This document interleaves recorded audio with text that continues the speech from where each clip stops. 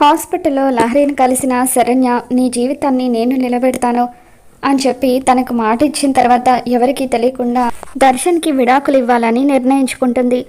దర్శన్ శరణ్య ఇద్దరూ కలిసి ఆనంద నిలయానికి తిరిగి వస్తారు. ఇకప్పుడు పని మంచి జ్యోతి వాళ్ళకు హారతిచ్చి లోపలికి ఆహ్వానిస్తుంది.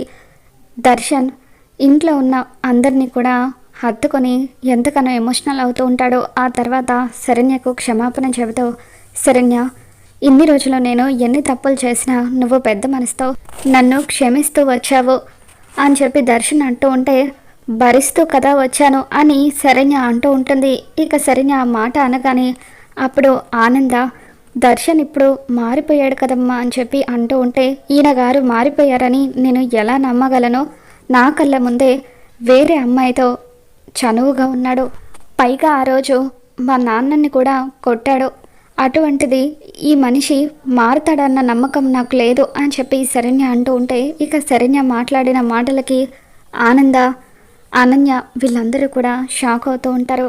ఇటువంటి మనిషితో నేను కాపురం చేస్తూ ఇక్కడ ఉండలేను అని చెప్పి శరణ్య అనగానే శరణ్య వాళ్ళ అమ్మ నాన్న కూడా షాక్లో ఉండిపోతారు.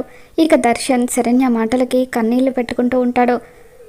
ఇక ఆ విధంగా శరణ్య అయితే ఇంట్లో ఎవరికి తన మీద డౌట్ రాకుండా ఉండడం కోసమని దర్శన్ మీద కోపం ఉన్నట్టుగా నటిస్తూ విడాకులు తీసుకోవడానికి సిద్ధపడుతుంది.